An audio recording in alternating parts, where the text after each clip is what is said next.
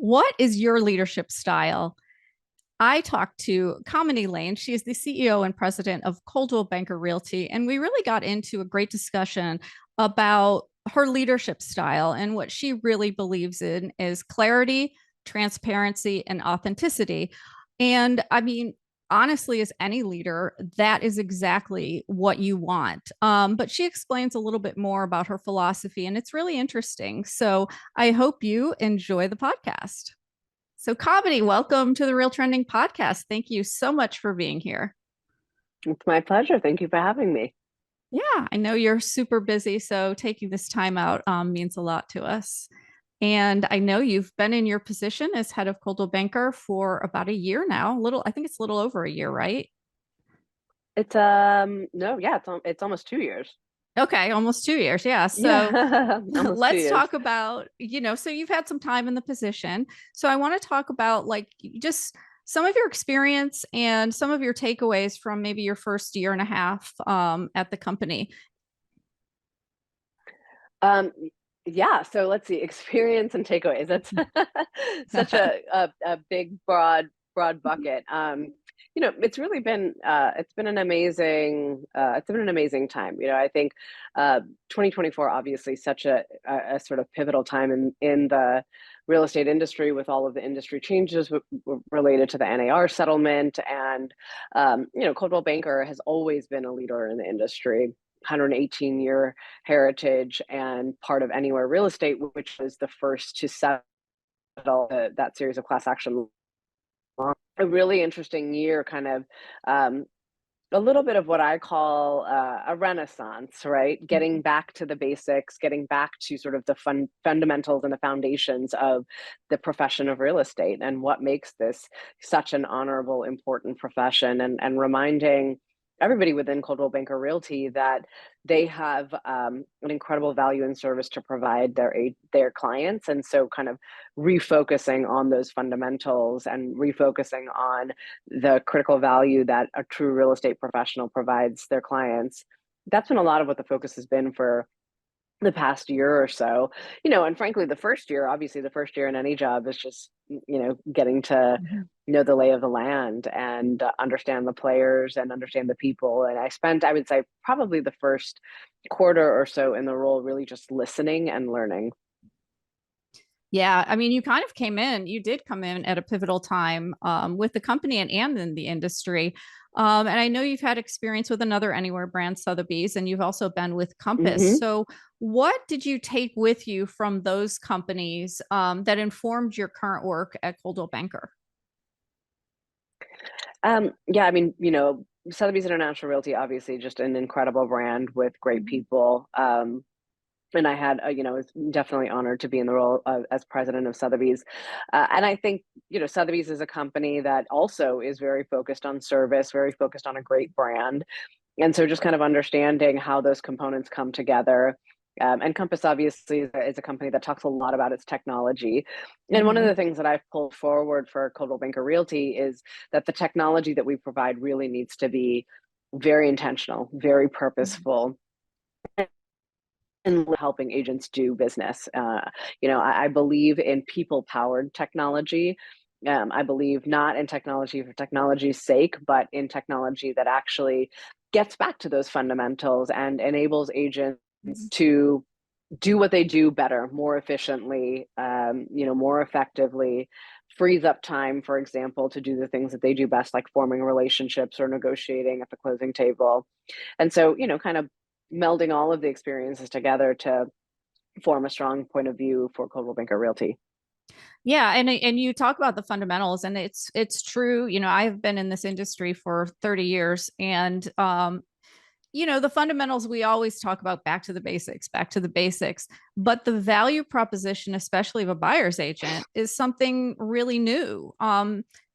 It's something that they is new for them. They understand their value in a lot of cases, but they haven't ever really had to portray that value in like a presentation, most of them, Hmm. to consumers. So it is interesting. And are there any like specific initiatives or anything that you're doing to really help your agents through through all of that, because to me it sounds like it's been a pretty easy transition for most agents that I've interviewed or Hmm. talked to. And I think that's because a lot of the Yeah. companies set them up.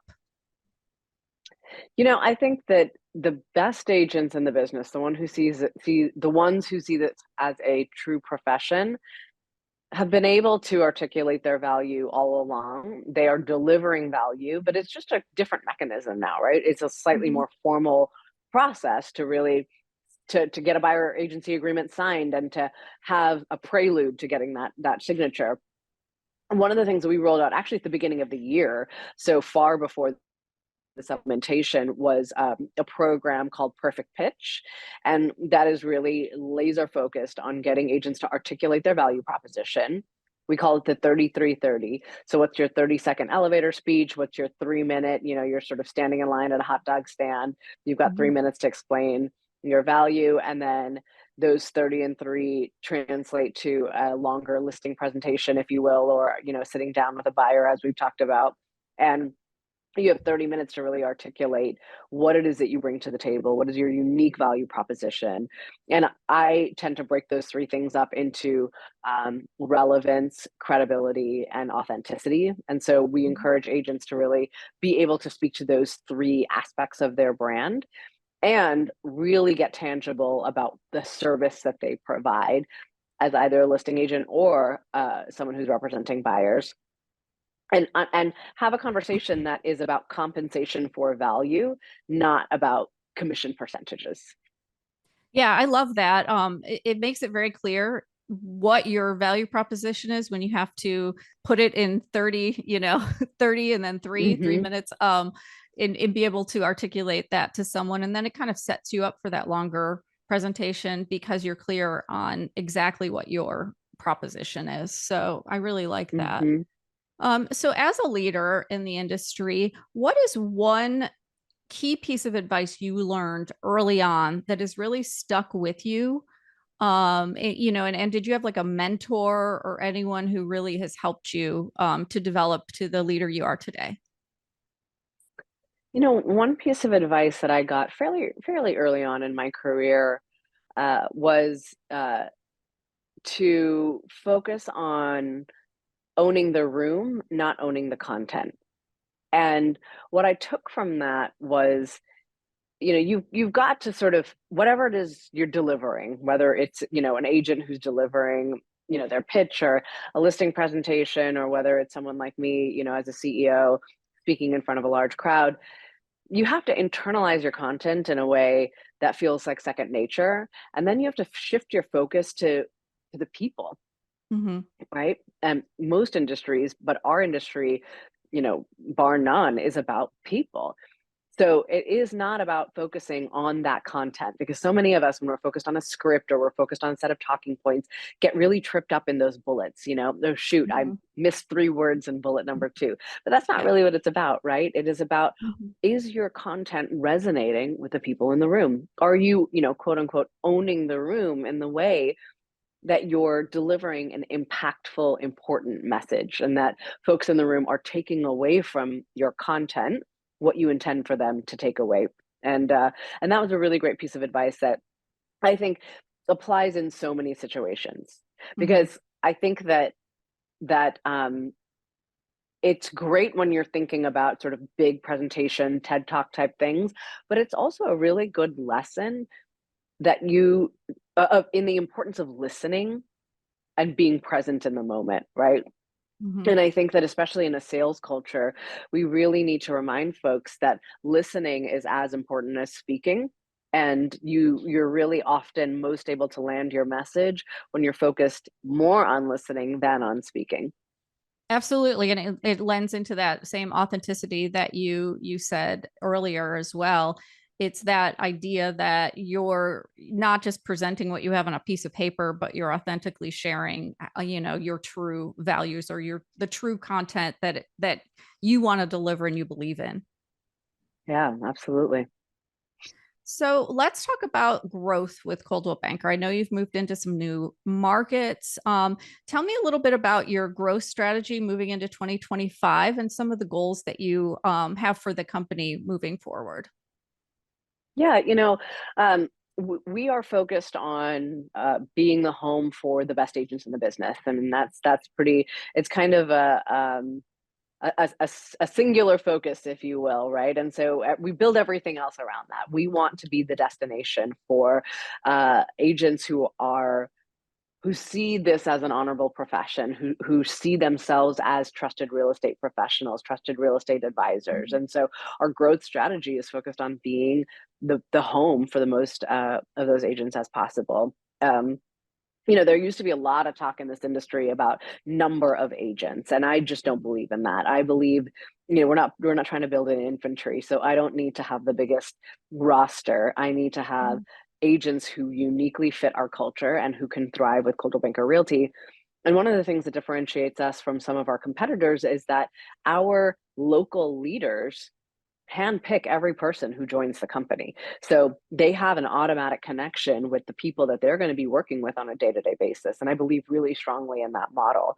And I think 2025 is looking to be a growth year for the industry in general, right? I think, from what I've read, the average kind of growth predictions are somewhere around 9-ish%. And I'm really looking forward to actually having a growth year in this industry, as I'm sure most people are. And so, our goal is to capture a disproportionate share of that growth and to continue to be the best in the business when it comes to providing service for our agents so that they can then provide unparalleled service for their clients. So you took over for, a really great leader. And I know that you've then taken the company to the next level. So tell me about what that entailed. Like when you came in, I don't want to say like, what did you change or what did you do? But like, tell me about that progression toward where you want to be now. Yeah, well, one of the things is what I talked about just now, where we really are focused on um, not necessarily just adding heads. We don't really talk about agent count in our business anymore, but really laser focused on bringing in true real estate professionals. I would say that's one thing that's been a big focus of mine. But very early on in this role, I restructured our leadership team to create 7 regional presidents who are leaders who both have on the ground sort of field experience, right? These are people who sit in brokerage offices. They're people who speak to agents every single day, and they're folks who can straddle that everyday on the ground brokerage office expertise with high level strategic thinking that spans across the enterprise. And so I restructured so that those 7 regional presidents are my executive team, and they all report directly into me. And I think the benefit of that structure is that we have a really strong pulse on the day-to-day of the business, and we're able to shape the strategic direction and strategic vision of the company based on what our agents are actually saying on a day-to-day basis. That's great. I love that. It gives you kind of a local, real estate is all local as well. So it kind of gives you a feel for different Absolutely. areas and what's going on. And I want to get back to growth just a little bit because what it sounds to me is that you're really focused on recruiting and recruiting productive agents. Hmm. So is there any M&A growth that you're looking at, or you just, if it's an opportunity, you'll look at it, or is that not something that you're actively going for? Well, I want to kind of put a finer point on that. Our Mhm. focus is not only productive agents, but it's agents who take this profession seriously. And Okay. so, I think every branch manager out there, everyone who has worked closely with agents knows the sparkle in the eye that they see in someone Mhm. who's new to business, who they know is motivated and poised to thrive. And we say, one of the top agents in our company is the Jill Zeder Group, and Mhm. and the Jill Zeder Group, every one of them was new to business at some point, right? Yeah. And so we do also want to be a destination for agents who are motivated to be productive and who, we feel like we can coach up to really thrive in this business. So M&A isn't a part of the growth strategy at this point, or just opportunities if they arise. Yeah, I mean, it's not a part of the growth strategy. I think Yeah. it is opportunistic. Okay, great. So obviously the market this year has been not a great market. There is definitely, HousingWire just published today a housing 2025 forecast that it looks pretty good. So how Hmm. are you, like, what are you doing with your agents to set them up for that market and kind of enhance their business, and have them ready for, the market will come back. It's not going to be booming, but it's going to be a good market. It's going to be more of a normal market. So what's going Yeah. on that you're kind of setting them up for that success? We are really focused on providing excellent service to our agents, and we're Mhm. focused on providing full service wherever they are. So they don't need to come into a brokerage office to get full service. They can if they want to, and full service in sort of every stage of their business. So we have something called Design Concierge, for example, that creates custom logos and custom branding for agents. So if they are sort of at that moment of wanting to come on stage and reveal, an amazing brand, we have that product for them. We have a product called Listing Concierge, which is one of the best adopted technology products in real estate. And in fact, just won the Inman AI Award for technology in real estate. So it's an AI powered tool that does listing marketing, and it is an absolutely fantastic. So so think about like that full life cycle, right? You got an agent Mhm. who wants to brand themselves, come on stage, and then start working for listings and start marketing their listings. We have an incredible marketing strategy team that helps agents decide how to spend digital marketing budget, for example, or social media Mhm. strategy. We're going to be launching a social concierge, which is a service where we will actually handhold agents through their social media marketing. And we also have Mhm. a service that we're calling Transaction Concierge. It's powered by our team of client experience specialists who handle full service transaction coordination, contract to close for our agents.